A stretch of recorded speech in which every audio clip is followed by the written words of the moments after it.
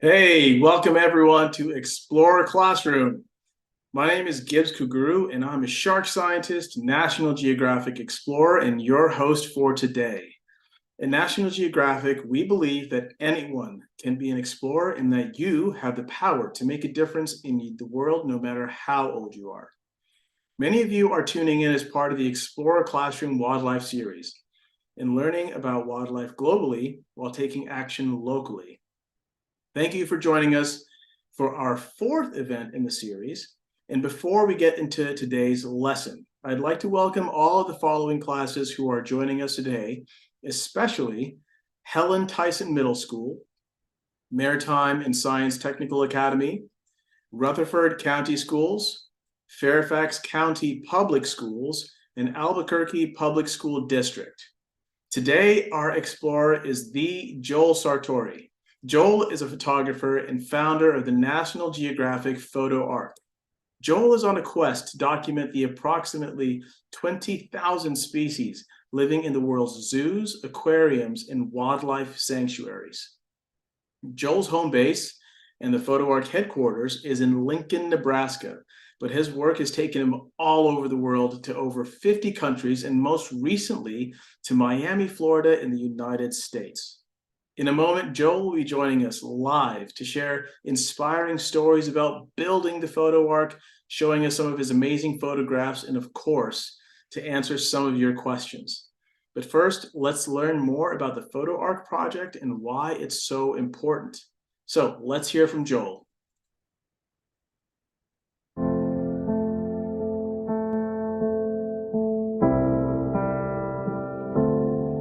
When I started working for National Geographic Society, there were a lot of people that were actually making a career out of doing conservation stories.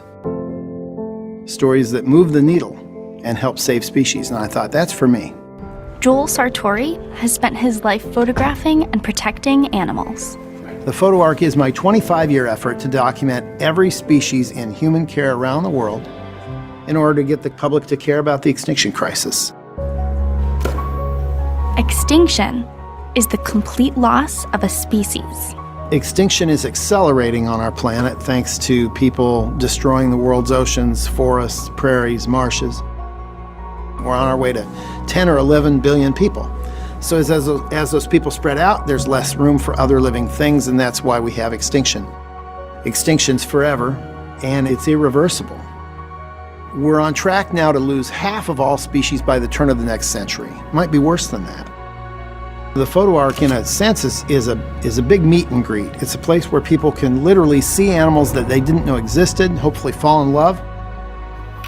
It's about eye contact and seeing these animals instantly without distraction. And it's a great equalizer.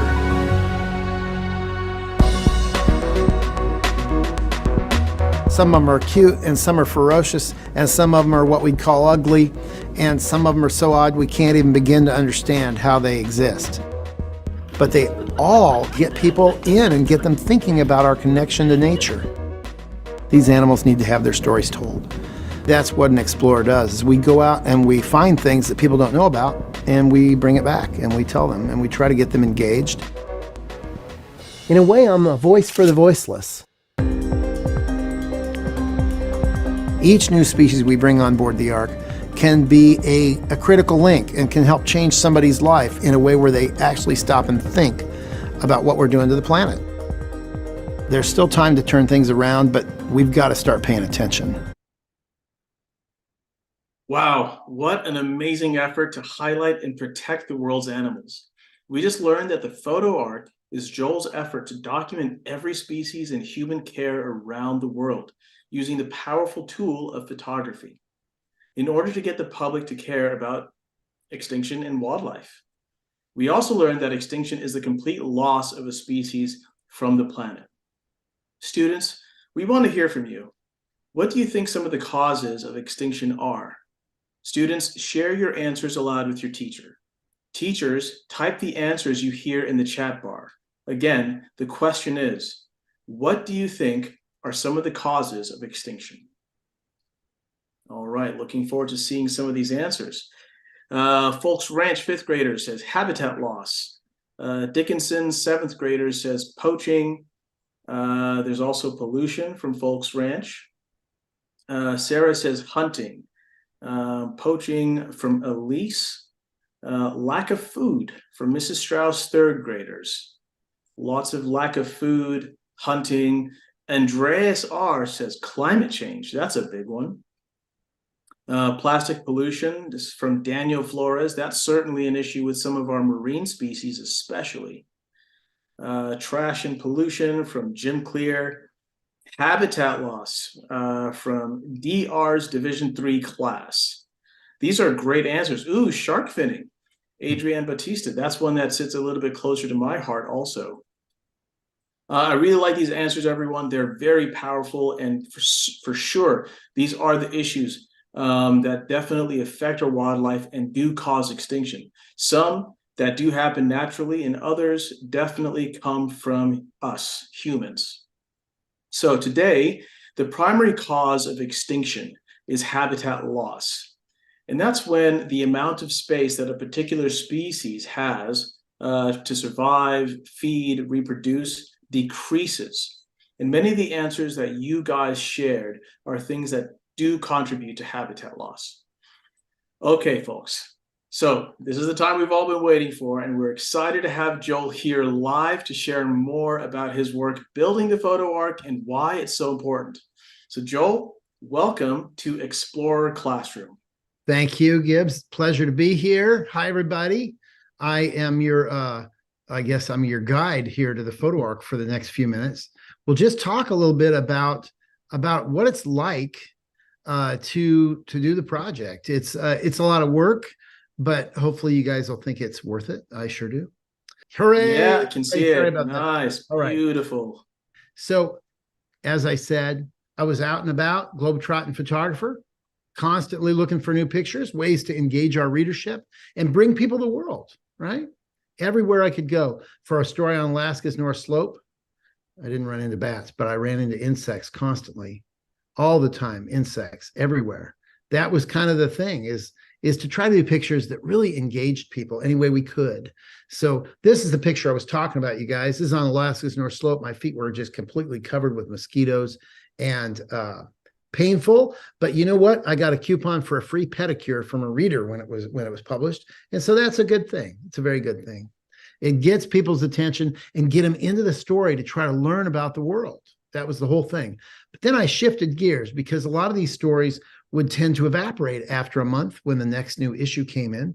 So I would try to do pictures of animals where we could really look them in the eye. And I work still at zoos and aquariums and wildlife rehabbers and private breeders, private collections, wildlife sanctuaries, really try to work with animals that are used to people and will just behave normally on my black and white backgrounds. And whether that's having fun or being a little shy, maybe it's just acting goofy. These are all animals that participate with me in a way. At least they look my way once in a while. And we really, without any distractions, these animals are on black and white backgrounds, no distractions, and no size comparisons. So they're all the same size. The ocelot and the fox, they're the same. So is the sloth. Small animals are the same size as big ones. This little turtle, he counts as much as an owl. They're all equal. That's the whole thing, is we want to give an animal voice. That mouse is as big as an elephant in these pictures. Equal voice matters because a lot of times we don't know anything about the small animals. And if we don't know about it, we can't fall in love with it and we can't try to save it. That's the whole thing. And this is a great time to be in animal conservation right now, believe it or not, because there's so many animals in trouble. Yes, that's true. But we can reach the whole world and we can save species this way by talking to each other. Not only talking about problems, deforestation or whatever, we can talk about people that are doing great things. And that's inspiring to me. I meet conservation heroes all the time who are taking care of amazing animals like this, animals that are so beautiful and so worthy of our protection. You know, like we stand guard over works of art in museums. Why wouldn't we want to protect every single species? They all matter. They all matter. And the thing is, when we save these other species and their habitats, the places they need to breed and thrive, we're saving ourselves. That's a big deal. That's a really big deal.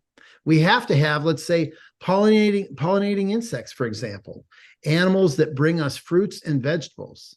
It's a big thing, a huge thing. You cannot stress enough how much we need insects. So much so that I've often worked on insects in the field. That's my daughter Ellen, son Spencer. We would collect insects. During the pandemic, we did over 1,000 species of insect, just because they were close to home. None of us could travel much, but also because they are so critical to our own survival. Without plants and insects, we humans couldn't survive. It's as simple as that. Amazing. Some of these are very tiny, by the way. That's a Hawaiian happy face spider. That's how big he actually is. But he's as big as a tiger in these pictures because they're all the same. No size comparison. This shows how we do an average shoot of ungulates or grazing animals. This is a Kowalski's horse at Safari North in Brainerd, Minnesota.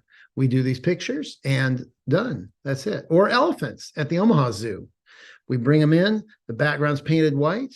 There's the crew, the cleanup's big, but it takes a team. I'm part of a larger team of people. I'm just the guy that pushes the button. There's lots of people help all along the way. So I mentioned earlier, this is a great time to be in conservation. It truly is the best time ever. So for those of you that are thinking about going into conservation, man, you picked a great time. You really have, because the world's your oyster. We have so much access to information now, and we can see these amazing animals. Pick an animal that you love, pick a type of animal you love, pick a place on the earth that you love, and then go for it. Really think about, what can I do to make the world better? What can I study?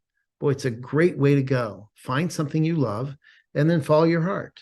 So with that, I wanted to show you one more thing, just a little video that shows why there's no chimps in this show. Here's why there's no chimps.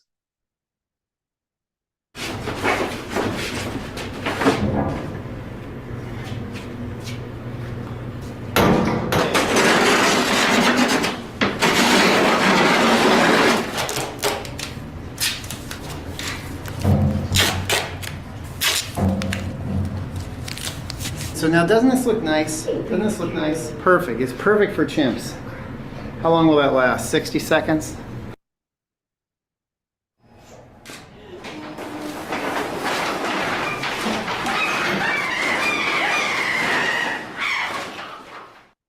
Not nice. Not very nice. That is typical chimp behavior, huh? Always That messing is with. very typical. That was early on. You don't use paper with chimps. I figured that out very quickly. Well, thank you for sharing those incredible behind the scenes stories of what it's like and for you to build this photo arc. I really do take a lot of inspiration. I just see the creativity, and also, you really put yourself right there in front of the animals. So, I mean, as a wildlife biologist, I got to say, I've got a lot to live up to there. That's very sweet of you to say. Thank you. Yeah. So Joel has photographed many endangered species over the years for the Photo Ark. An endangered species is a species that is very likely to become extinct due to the things that we discussed earlier, like habitat loss, human activity, climate change, amongst others.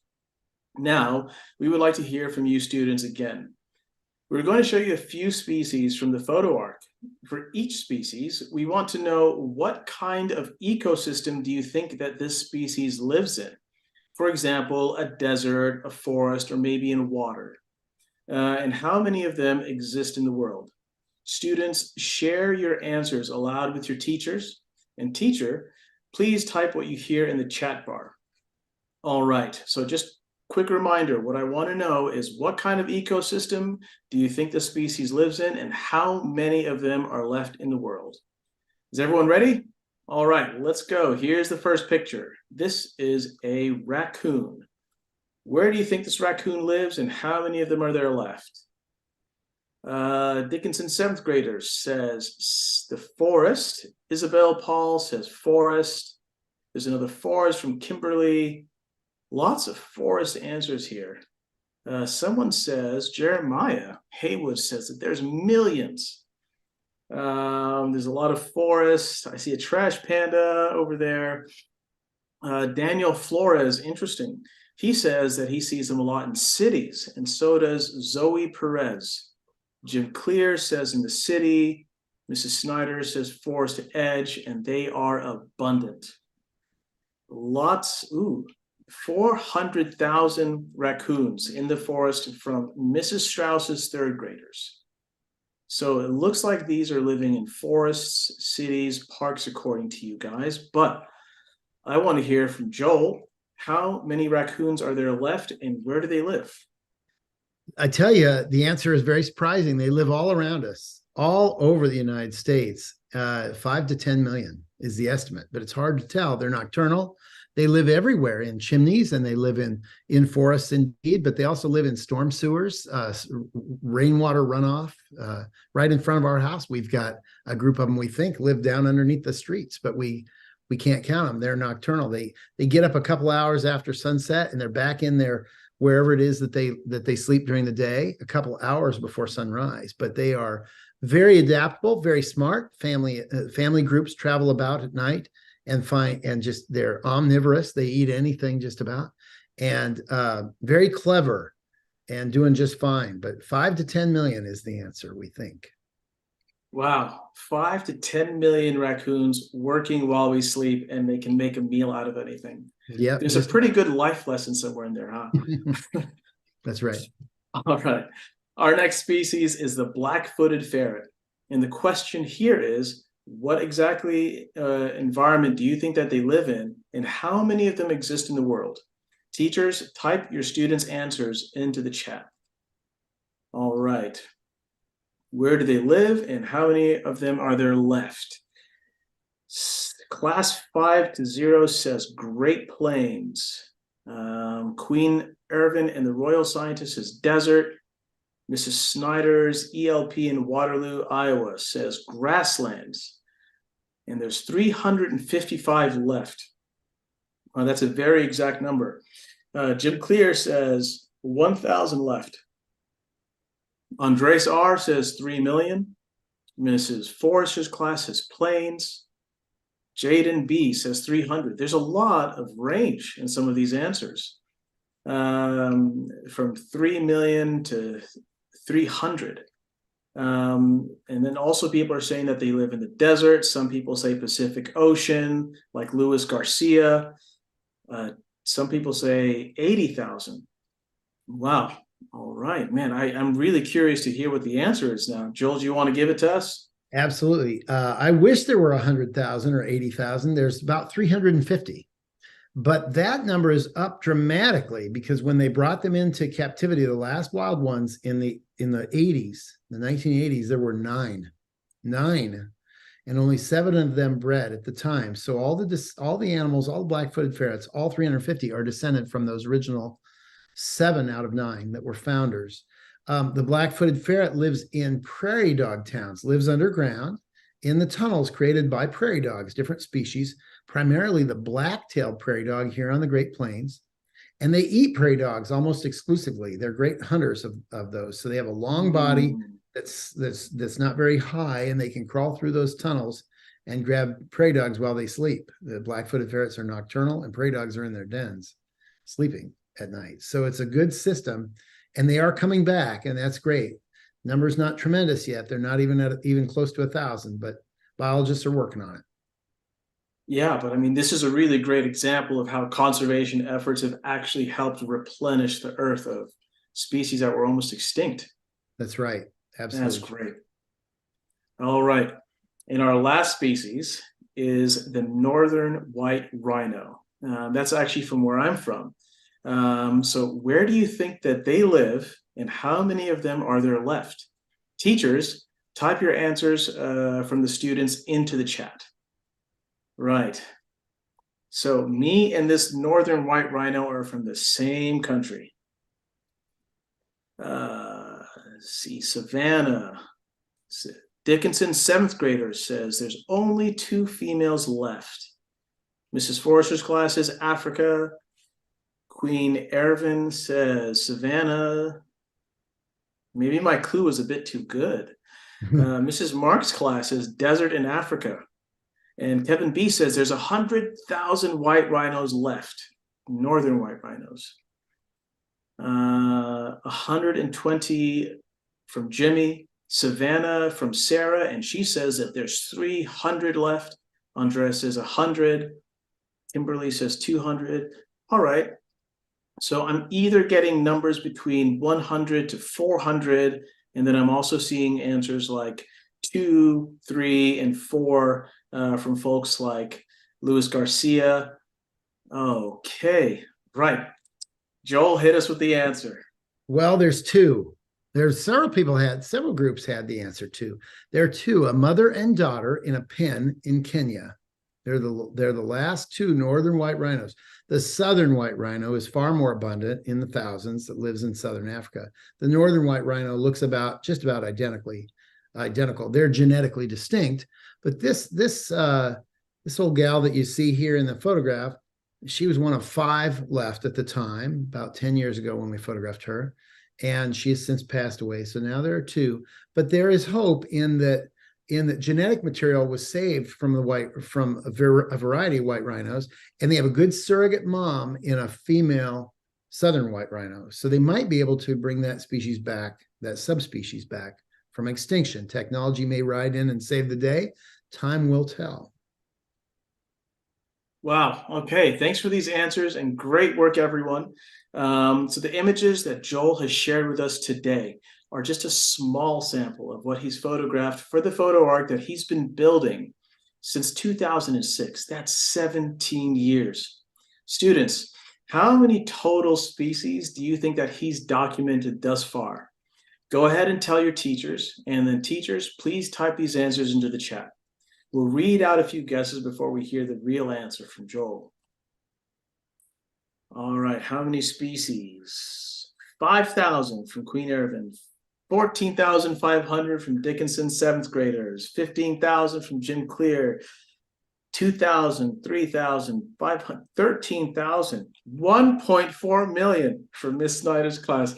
Wow. I sound like I'm doing an auction here. 30,000 from Miss Mark's class. Deep Holly says 18,000. Oof, man, these are pretty good guesses.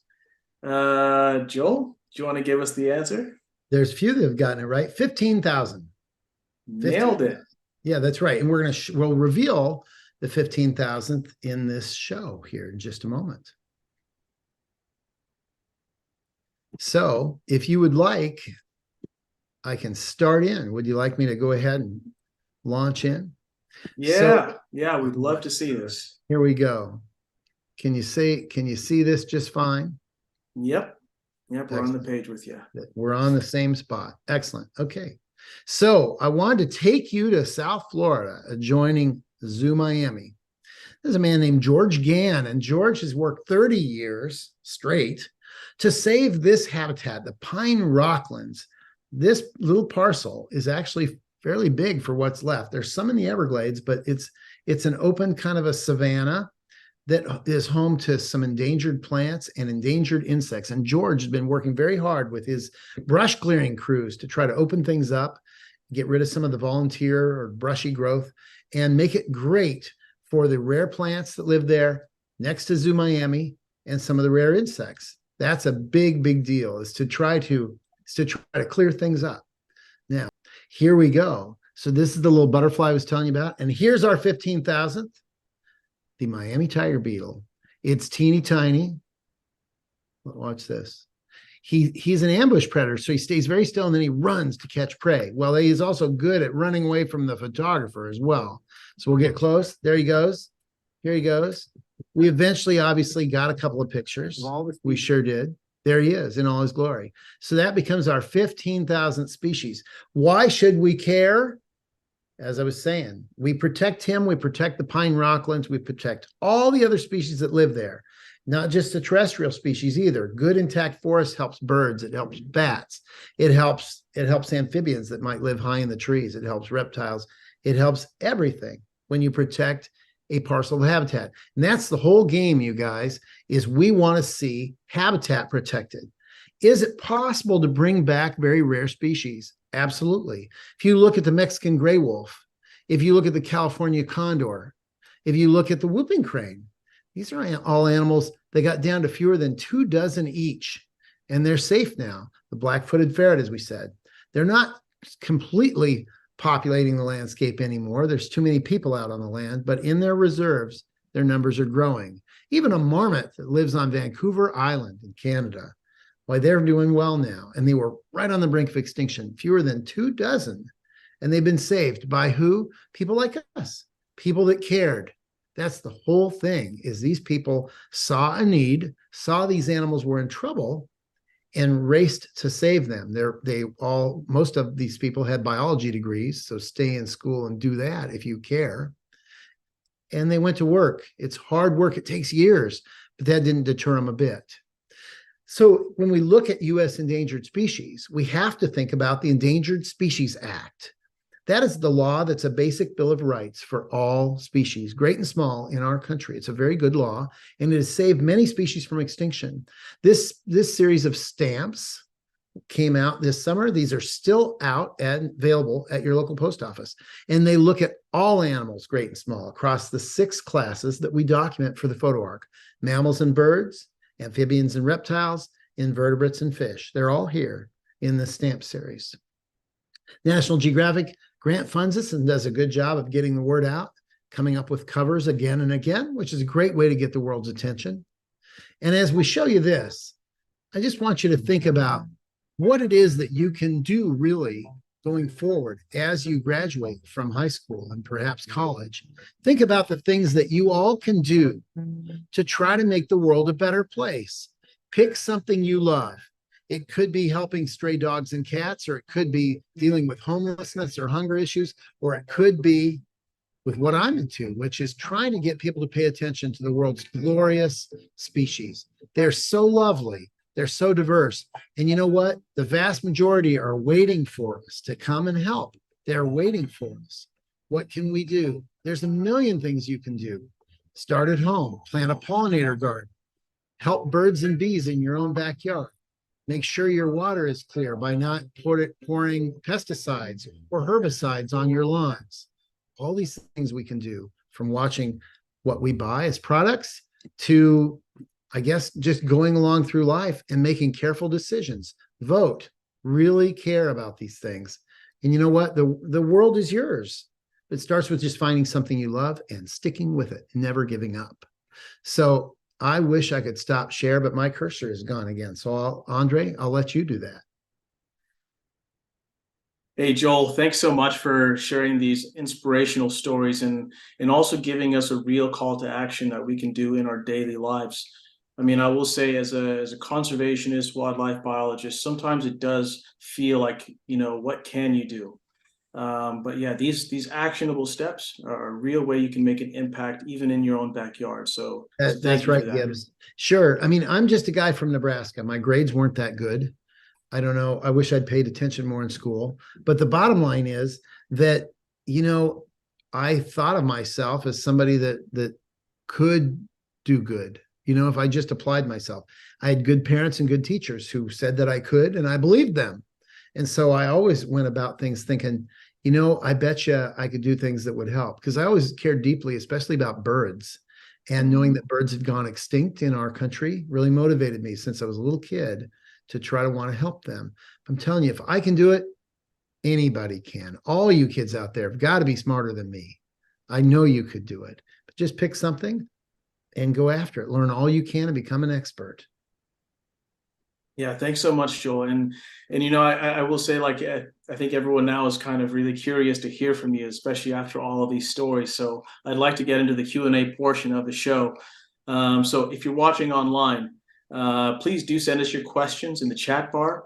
We'll record all of them as they're sent in. So please only send each question one time. Teachers, please let us know who's asking the question so we can also give your class or a student a shout out. If you're an on-screen guest with us, get ready with a nice loud voice and we'll tell you when it's your turn. All right. Here's a question from YouTube from Eileen Hines Patrick. And she wants to know, what age were you when you started the project? Well, that's it depends how I think of it. I was about 8 years old when my parents gave me a Time Life book that showed the birds. It was all about birds, and there was a chapter in there on extinction, and there were several extinct birds there, and I was completely hooked. The passenger pigeon, that bird ranged across 3/4 of our country in flocks by the billions, so big that flying at 60 miles an hour, they'd block the sun all day long. And we reduced it down to one that died in the Cincinnati Zoo in 1914. And I was like, what? Why would we do that? How could we do that? So you could say the Photo Ark kind of start getting underway way back then. Then I became a National Geographic photographer in the field. And then the Photo Ark began in earnest, where I started doing all these portraits about 17 years ago, 2006. Now we're at 15,000 and growing. We'll be at 16,000 next year, I'm sure. But that's how long. It started with encouragement from my parents to believe I could do whatever I wanted, including seeing animals that I never dreamed of, and I believed them. And then there's an old saying, whether you think you're successful or a failure, you're right. And by that, I mean, most people, if they think of themselves as successful and going to be accomplishing their goals, they do it. But if they doubt themselves and don't think so, they think they're going to be a failure, that happens instead. So think positive, stay in school, and just really dig in, like figure out what you love and then do that. If you love it, you'll be great at it. If you're great at it, you'll make a living doing it and make the world better. Yeah. And I got to say, from your story, one thing that really stuck with me there is it's not too early to have that seed growing in your mind about what you want to do. That's right. That's right. Totally. Nobody knows how far you guys will go. So if you have an adult telling you, you'll never make anything, you're no good, they don't know. You kidding me? I was such an average student, you guys, like C's. I was a C student, didn't pay much attention, certainly couldn't do math or chemistry. But I was this guy who really thought that I could be a National Geographic wildlife photographer because my parents told me so and because my teachers didn't say no. I had encouragement. I'm telling you, nobody knows how far you'll go. It's up to you. It's not up to anybody else. It's up to you how far you go. Just remember that as you go forward in time. And do not give up. Be persistent. All right. Meta from Eaton has a question, and it's, what is your most memorable experience while photographing? Well, can you repeat? I thought she was coming in from the internet, huh? My most memorable experience? Yeah. Mm-hmm. Most memorable experience was photographing that northern white rhino, because she was one of 5 left at the time. She was very old. She had fluid-filled cysts. They couldn't really operate on her to fix her, and they couldn't anesthetize her because she wouldn't wake up. She was very old, but she was sweet. And the keeper that had raised her from a calf swept her favorite greenery or browse into the center of this room that we'd made into a little black studio. And she was just super sweet. And, she kind of came up to the bars and we kind of petted her horn, touched her horn and felt that. And then she laid down and took a nap. And I just thought about, how tragic it is that something that magnificent could be driven to extinction by largely hunting and poaching. And I remember tearing up, not afraid to say that. I mean, it was just very moving for me to be around her and to be allowed the honor to document her, just to have an audience to go in there and be able to get portraits. And she lives on in a little way in these portraits. But to be honest with you, I hope they're really successful in getting surrogates to breed using genetic material to bring them back from the brink. The only problem with that type of technology is it might take the pressure off we humans to think, we could always bring it back. I don't think so. I just don't think there's going to be enough time and money to do it. But yeah, the northern white rhino, Nabire was her name. And now she is in a museum, stuffed in a museum at the same zoo. And I went in there to see her there too. And that also teared me up. Sat there for a while looking at her. She didn't look the same at all, of course. Yeah. It's definitely not enough to be indifferent about nature, huh? It's part of us. Right. Man, okay. That's a beautiful story, Joel. Thank you for that. So I just want to ask one more question. And that's for you, from us And what's the final message that you want to give to future explorers that are watching here today? I just want to say, I may sound a little repetitive, but if a guy like me from Nebraska with average grades, but a little bit of drive, a little type A, they call it, can do things, so can you, even better. If you can just remember that you will have ups and downs, you have people that will tell you you can't. My own father, he was a great guy and very supportive, but he'd say, "You can't change the world, son." Well, no, maybe you can. Maybe you can. Maybe you won't save the whole world, but you can save things in your own backyard. There are a million things you guys can do right from home. Like just watch what your parents buy at the store. Is it sustainable? Make sure that you educate people yourself as you learn more and more. Share ideas. Keep an open mind. The world's a big place with a lot of diverse opinions. Go out and study these subjects that you love so much.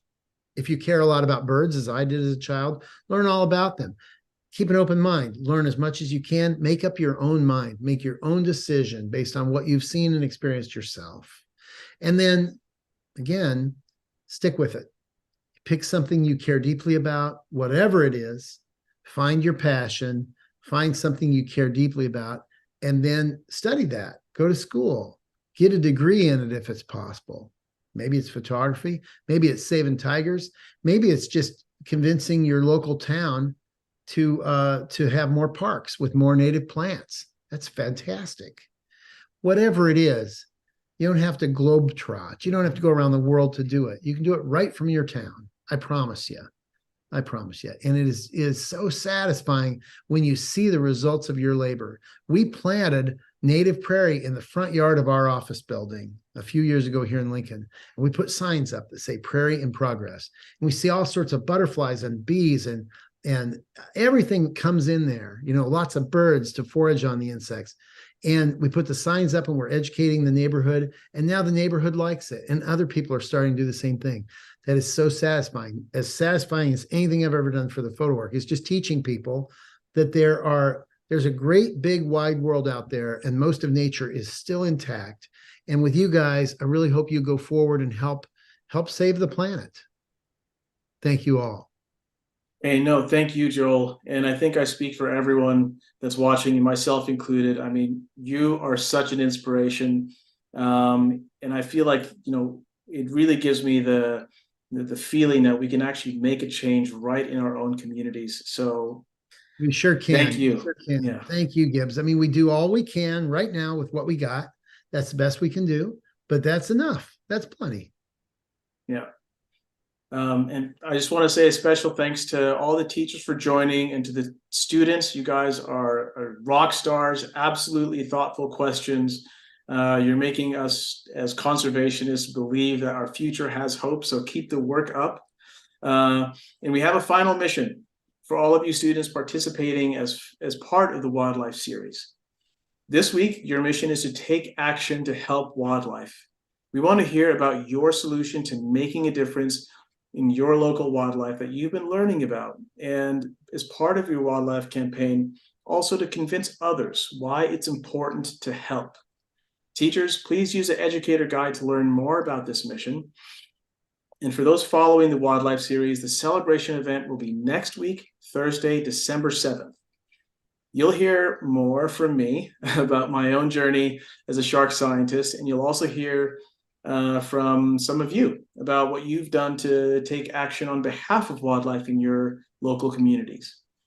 Finally, Explore Classroom will be going on winter break like most of you, so please check out our website at natgeoed.org/explorerclassroom over the coming weeks to view our spring schedule and register for more events in the new year.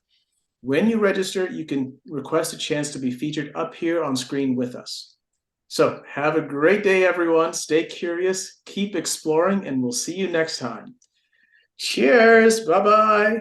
Yeah. Bye, guys. Get that border in.